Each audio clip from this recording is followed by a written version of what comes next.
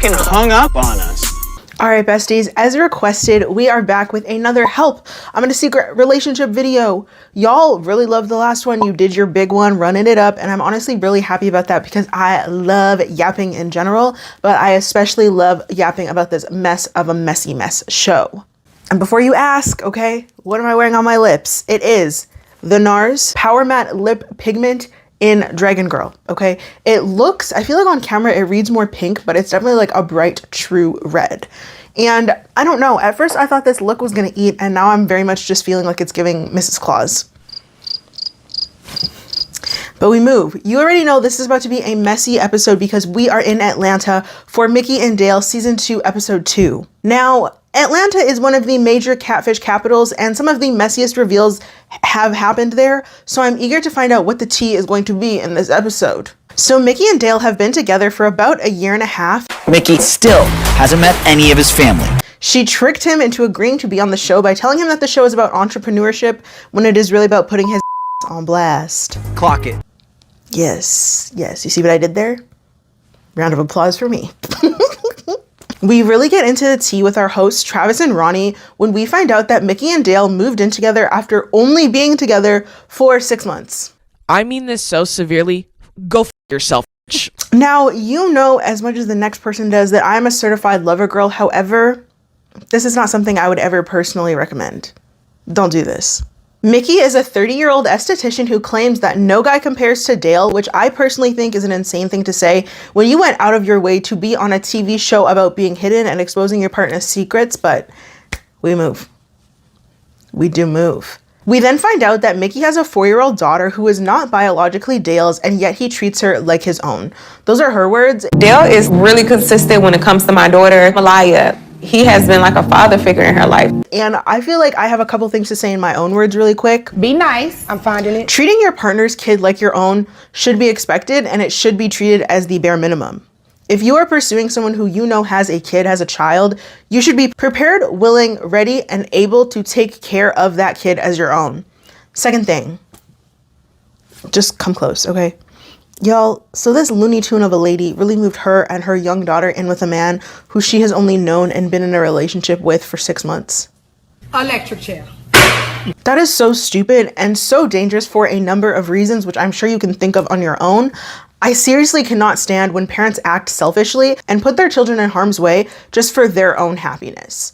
Like, there is a way to make sure that you are happy as a parent and dating if you want to date, but also putting your children and their safety as your number one priority, as that should be your number one priority, not get... Be nice. I was about to say not having some live-in dick, but that seemed a little bit too vulgar, so let me not say that. And what gave you the confidence? Delusion. Mikkie wants them to continue to grow, open businesses together, and be a power couple. My goal would just be for us to like get married, grow, continue to open different businesses, and just be a power couple. It was very weird to me how in this moment, she doesn't mention nurturing the relationship between her daughter and Dale, and she doesn't mention strengthening their familial bond. That's weird. I think it just shows kind of where her priorities are at in all of this. We then get some more tea when Mikkie says that Dale is from New York and he always goes to New York, but he never takes her and she has never met any of his family. Now, when she complains about this, she does in fact bring up the fact that her daughter is involved, so she wants to know what's going on. And it's like, lady, be so for real. When you're talking about what you want for the future, what your hopes are for the future, you don't mention your daughter. But then when you're talking about the fact that you feel like you're being hidden, you mention your daughter. Travis then makes a little jokey joke that is almost as cringeworthy as Neve's puns, but not quite. We're gonna find out some stuff. It's probably gonna be juicy. And then our fashionista hosts head out to meet Mikkie at her new esthetician spot. They even let her name drop and give them a tour of the place, which is interesting because in the last episode we covered, they tried to blur out any business names. Travis cuts the tour real short because he loves the mess just as much as we do. Mikkie repeats once again that her and Dale are a power couple. It's a wonderful relationship. We're known as like a power couple here in Atlanta. We make a lot of moves. And I feel like I would die a little bit on the inside if the first thing my partner thought of when thinking about me referred specifically to my monetary value. But also, opening businesses with someone who you aren't married to is too risky, and I would not advise that any of my besties do that. Even opening a business with someone who you are married to can be kind of risky, but we move. Dale is apparently a financial advisor. Mikkie also mentions that he is a provider, and she loves that he pops up with gifts. Okay. Just based on everything that this lady has said so far, it is smelling like a superficial relationship. There's nothing wrong with liking nice things and wanting financial stability, but if that is all you like about your partner, that ain't your partner, baby. That's your trick. I said what I said. I said what I said. Mikkie then tells us that she has experienced a lot of infidelity in her past, but with Dale, it is just her. I've been dealing with guys where I'm like the second or third girlfriend. With Dale, it's just me. This girl is delusional. Baby. Okay. Oh, Lord. If he is always running off to New York and he never brings you, then how do you know he doesn't have a bunch of other women or even a bunch of families up there? Quickly. Like, think. We then find out that whenever Dale has phone calls from his family, he steps out of the room. Girl, just be serious for a second. I'm done. Cut the show. I'm done. We then find out something that makes my multiple family theories seem more legit, okay? Mikkie tells us that whenever Dale is in New York, he rarely ever calls her and he'll only text her occasionally. You in danger, girl. You don't find that suspicious? Dale has met all of Mickie's family, which to me makes the situation even more messy. Whenever Mikkie brings up meeting Dale's family, he will hit her with an uppercut of a shutdown by saying that meeting her is not their first priority. Do you want to get beat the fuck up? Oh. Okay. Rahne then just decides that this is a good opportune time to rub salt, lemon juice, and vinegar in that wound by further clarifying what Dale has said to her. His family is way important and their businesses are more important than meeting you. Despite everything Mikkie said previously, she says that she is worried about Dale cheating on her because he used to be a man. Those are her words, not mine. Now, do I think people can change? Yes. Do I think Dale has changed based off of what we know about his behavior? No. No, I don't think so. She then also says that she is worried that Dale has a secret business or he is potentially hiding money that she doesn't know about, and she thinks he might be keeping it a secret so he doesn't have to share it with her. But that's the man you want to be with. But also, if you are not married, then I feel like you don't have a right to any of his money or any of his businesses unless he is willing to give it to you. So if you think he's hiding that from you, then first of all, you shouldn't be with him. But second of all, why do you think that you're entitled to have a piece of that? What the hell is even that? They wrap up their first meeting, and before Rahne is even fully out the door, she starts talking that shit we all love to hear from her. She says that she doesn't care if you're the president of the United States, you can hop on a phone call. That excuse is, quite frankly, bullshit. Period. So they then hop on Dale's socials, and he does actually have a lot of pictures posted with Mikkie, which is wild considering he's hiding her. So maybe he just has his family and friends blocked from his page. I don't really know. But they go to one post specifically, and they see that everyone in the comments is very supportive of her and their relationship, except for one hater named Kimberly. It's always a bitch named Kimberly. They then head to Kimberly's page, and the first thing we peep is that she is from nowhere other than New York City. Who are you, Kimberly? NYC! Lord have mercy. They send Kimberly a message just asking her to reach out. Rahne and Travis then head out to meet with Mickie's mom, Monica, at her hair salon. Let's try saying that 3 times fast. Mikkie mom's Monica, Mikkie mom's Monica.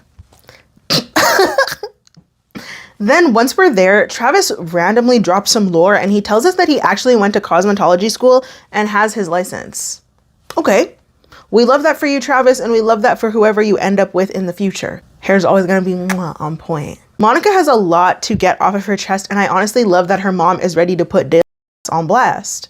Monica says, very confidently with her whole chest, that she believes Dale is hiding her because he is a supporter, and then pulls out some receipts to back up her theory. Had a powerful lunch. Some powerful people. Trump National Golf Club, okay. Monica then says that Mikkie and Dale have gotten into arguments about their different political beliefs, and she believes that Dale doesn't bring Mikkie around his family because he doesn't want them to clash over their opposing views. And you're about to piss me off when you do that shit too. Now, I know that times are very tense in the US of A, and I don't want to harp on this point too much, but what I will say is there is one thing I will never be able to do, and that is to be in a relationship with someone who has vastly different beliefs than I do, no matter what beliefs we're talking about. Because at some point, We all need to understand that politics are not just politics. It affects real people and it is often used to oppress people, right? So me personally, I can't date, be intimate with, or even vulnerable with someone who supports oppression and suppression with their votes, and in this case, with Dale, with their dollar as well. Can't do it. Let me get off my soapbox. Monica then asks if we have spoken to Ashley, Mickie's best friend. Now, this name is new to us. We have yet to hear about an Ashley. Ashley. No, we have not, and that name did not come up. Monica says that Ashley is going to have the real tea, so we should talk to her.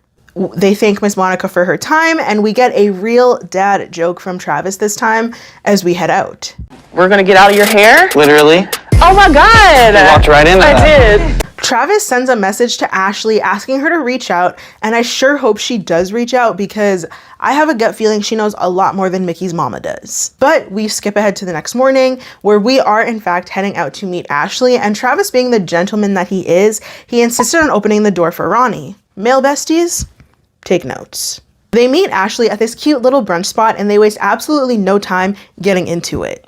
This lady, oh Lord, right off rip, fixes her lips to say that she has known Mikkie since high school, but she knows the real Mikkie, not this new Mikkie. Oh, I know the real Mikkie. This new Mikkie, I don't know that. This You said new Mikkie. Hey, yo, what the fuck? What do you mean? What do you mean? Okay. Ashley then says that Mikkie lets Dale get away with a lot of things, particularly being friends with his exes. Oh, hell no! Stop the train. Stop the mother train, okay? This is personally one thing that I will just never think is okay. If you think it's okay, that's cool. If it works for you in your relationship, that's cool. One thing, my man, whoever I'm with, you're not allowed to be friends with your exes. That's not happening because I'm not friends with my exes. We don't do that in this household. Ashley tells us that a couple of weeks after Mikkie and her daughter Malaya moved in with Dale, he went out with some friends, which whatever, that's cool, go out with your friends, but he then came back home with one of his exes. Do you want to get beat the fuck up, bitch? Dale and his ex were then just casually chilling on the couch. So when Mikkie came up out of the room, saw what was going on, and confronted him, Dale said that nothing was going on, it was just two friends catching up. Everybody's so creative. Hell to the no. Hell to the no. Mikkie just let it go, which Ashley says is not like her at all. And so I'm kind of wondering what's really going on in this relationship right now. Travis and Rahne's reactions perfectly show how I'm sure we are all feeling in this moment. He said they didn't do anything. Ashley then just flat out says that she thinks that Dale has someone in New York and she doesn't think that he's faithful. I cannot stand your ass. She just really laid it all out for us. And I honestly believe that these are all things that she has said to Mikkie before, but Mikkie just does not listen to her. So she was ready to tell anyone who's willing to listen, and we are always here, ears open, ready to get the tea, okay? They thank her for her time and then they head out. As some of our fave hosts are debriefing in the car, they get a call from Kim in New York. Remember, this is the hating lady that Travis sent a message to the night before. Rahne briefly fills her in and then asks her if she knows Dale from New York, and the lady snaps back with so much venom in her voice, it's crazy. What does that have to do with anything? Like, why do you have all this attitude? And that's coming from a girlie with lots of attitude. Kim then drops a bomb on us and she tells us that Dale is not a one-woman man. Ooh, and been saying that. When asked what she means, Kim says that if Dale is serious about Mikkie, then he can kiss the Union Street, Ocean Avenue, and Brooklyn properties goodbye. Oh, so it's not funny. It's not funny. I shouldn't. Okay, let me be serious. Girl, don't play. It's not funny. But it looks like Mickie's two biggest fears were right. He is hiding women and he is hiding money. After saying that Dale can kiss those properties goodbye, Kim hangs up the phone. Hello? Travis is not happy about the fact that Kim hung up on them, and he says this. She fucking hung up on us. Travis and Rahne then head back to their hotel and they decide to go back to Kim's socials. Travis wastes absolutely no time being shady when he says that Kim looks just like how she sounds on the phone. No. What's that supposed to mean? What's that supposed to mean? You know, she looks like how she sounds on the phone. Like, this is someone that would hang up on us. But we then see that Dale follows Kimberly, which is interesting. They then get to further investigating to try and find these properties that Kim was speaking of. The first one looks to be an apartment block of sorts, and the second one is a church. We don't know what the third one is, to be honest. And these pictures, it just seems a little bit too staged for me. I'm not gonna lie to you, because I feel like when you Google property photos, it doesn't usually look like this. So I don't know what's going on here. They discuss everything some more and just basically deduce that Kim is a New York biddy and Mikkie is an Atlanta biddy. The next day, Travis and Rahne head back up to link with Mikkie. They fill her in on the findings of their investigation. Mikkie then says that she wouldn't go off of what Ashley says because Ashley and Dale don't get along. And they're like, okay, well, anyways, we talked to her and we believe her. Mikkie shuts down all conversations about the ex-girlfriend, stating that they are past that and that was something small. That's small, you know. Okay. You stupid. Now, I remind y'all, I'm trying to be a retired crash out, right? But I can't even think about what I would do if my man brought home his ex-girlfriend under any circumstances in any context. But I can guarantee you that nothing about that or nothing about my reaction to that would be small. So many of y'all left comments about a curl sitting on my shoulder and I was like, what are they talking about? What are they talking about? Why is this the first time I actually noticed it? You know how many times I've watched this video and edited this video and put clips all in this video and I never noticed that damn curl standing up like I called her by her first and last name? Her full government name? Why is she standing up like that? Back to the video. I promise you. Mikkie then again brings up their financial and future plans. I know what we're building, and I just didn't want to ruin our big plans for something like that. Which, Side eye. side eye. Side eye. But Mikkie then gets emotional when hearing about the conversation with Kim. She then says that she is really done, that he can go and build with Kim. In true crash out fashion, Mikkie says that she cannot see him right now because she doesn't know what she'll do. So Travis and Rahne then head out on their own, with the camera crew of course, to speak to Dale and tell him the truth about what's going on and see if he's going to be honest about what he is hiding. But I'm just going to call it right now. That man is not going to be honest, and I definitely feel like he's going to spill a lot of bullshit to try and cover up the real truth of what's going on. So Dale then welcomes them into the home with open arms. Mind you, at this point, he doesn't know why they're really here. Dale says that he doesn't have a lot of free time, so they caught him at a good time, and there's just a very long, tense yet awkward silence because they're about to come clean about why they're really there. So you guys actually came at the right time to catch me. Dale's smile immediately drops as Travis tells him the truth.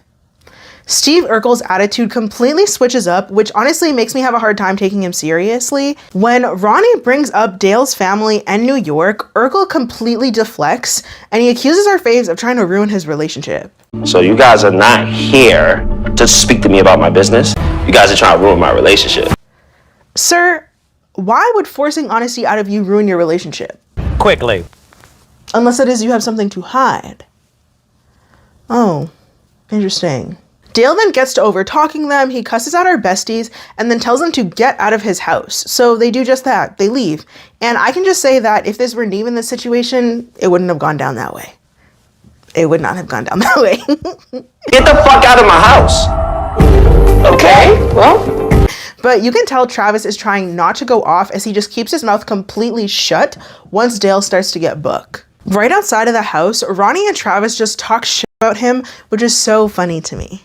It's what she deserves. They then call Mikkie and she sends them right to voicemail, so Rahne then sends her a message asking her to call them. Mikkie texts back immediately, or at least it seems immediate based on the way that the episode is edited, but she then says that she's on her way to the house and asks them to just stay put. Oof. I'm gonna say right now, this confrontation is up there with the Max and Matt episode. If you know, you know, and if you don't know, get to knowing. Hello. But Mikkie pulls up and she makes sure that everyone is comfortable to go back inside, so they do just that. Mikkie comes in hot, and Dale is having a completely different tone with her. That is until she confronts him about having another woman in New York, and then Urkel is back on 10. What? Travis and Rahne then step in, they try to calm everyone down, and we take a seat. Dale and Mikkie bicker a bit back and forth until Mikkie just says why she reached out to the show. Mikkie then brings up their political differences, and then we see Urkel with his pleather pants confidently say that he is a supporter of the orange man, but his family isn't. Ronnie's disapproving look in this moment gives everything it needed to give. Yes, it did. Claps for Rahne. Claps for Rahne. Travis then brings up Kim and everything she brought up about the women and the properties, and Dale then says that he did in fact used to talk to a bunch of different females. She said that you're not a one-woman man. I used to talk to a bunch of different females. And he calls them females, which I don't particularly like. If everyone else is calling them women, why are you calling them females? But we move. He says that he stopped doing that because Mikkie had all of the best characteristics of those women in one person. Rahne and Travis don't look like they are buying that BS, and honestly, I don't think I am either. Dale then says that his family doesn't accept the fact that he is with one woman, so then Mikkie makes a smart comment about, oh, so they accept Kim, don't they? Dale then says that Kim is actually his cousin. Kim is actually my cousin. Oh, the lie detector determined that was a lie. What? Don't tell me we're about to have more cousin lovers on our hands, okay? Why is Kim out here acting like y'all are lovers if y'all are just cousins? Urkel then says that he is hiding her from his family because they are Haitian royalty and they would never accept Mikkie. My family is Haitian royalty. What? What? Be fucking great. What? Oh, brother, this guy stinks! I feel like I'm being gaslit so badly right now. Like, so badly right now. Wow. The woman was too stunned to speak. Stop fucking lying. It's very much giving Nigerian prince scam. That's what this is about to sound like, but he keeps yapping, so let's hear what he has to say, I guess. Dave then mentions King Ferdinand, which is a royal family of Spain. Why'd I call him Dave? His name is Dale. Anyways, doesn't matter. Urkel. He says that he and his family can trace their lineage all the way back to King Ferdinand. He then says that in the Haitian community, his family was looked at as royalty, like in Haiti. So in the Haitian community, my ancestors, they were looked at as royalty. But then during the late 40s, they came to the States and they bought properties in New York, and they also bought a church. The church is where they started to build community-based organizations. So amongst that community, his family is still considered royalty. Besties, are we buying this? Because I don't think I'm buying this. But I also don't know anything about Haitian history. So for all we know, this could be true. I feel like I need Haitians to tell us in the comments what the hell is going on. But I feel like if someone... Be nice. I'm just... If anyone says, oh yeah, I'm royalty, I'm not buying it. I'm not buying it. But Urkel then begins crying while he says that one of the biggest problems his family has with him is that he didn't marry a Haitian woman. A woman that they would choose me, that they raised and grown, and they feel that is worthy of me being with. Now, I'm honestly not sure if I'm buying any of this, besties. He just doesn't seem like a very trustworthy guy. But even if all of this is true, I feel like there's no justifiable reason as to why he couldn't have told her the truth. Like, at the end of the day, no matter way you try and switch it up, flip it up, he was lying, he was not honest, and he still chose to hide her.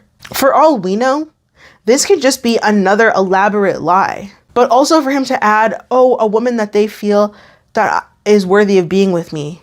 So you are inadvertently saying that Mikkie is not good enough to be with you. And she should be forever grateful that you are choosing to be with her even though your family feels like she's not worthy of being with you. Trash. Dale then says that some of his family knows about Mikkie, and when he told them, they outcasted him and they will no longer talk to him. Mikkie then decides to rub salt in her own wound by saying that she isn't good enough. So I'm not good enough, basically. That's basically what she's saying.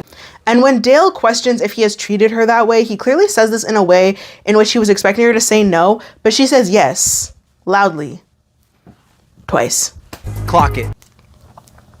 Yes, yes. Urkel says that there are a lot of properties that he is supposed to inherit by the end of the year, but because he didn't talk to a Haitian woman who goes to his family's church, they are trying to cut him out of the will, basically. They're trying to cut his fortunes away, steal what's owed to him. This is how he says it, okay? It's getting very delulu. I can't lie to you. When Rahne asks if Dale was planning on being honest if the show never popped up, Dale quickly says that as soon as the transfer happened, he was going to come clean. If it wasn't for us coming in here, would you have ever told her? As soon as the transfer happened. We listen and we judge. Okay, this doesn't sit well with me for a multitude of reasons, and just go along in this line of thinking with me. Right now, we're acting as if he's telling the truth, okay? It shows that money at the end of the day is worth more than Mikkie and their relationship.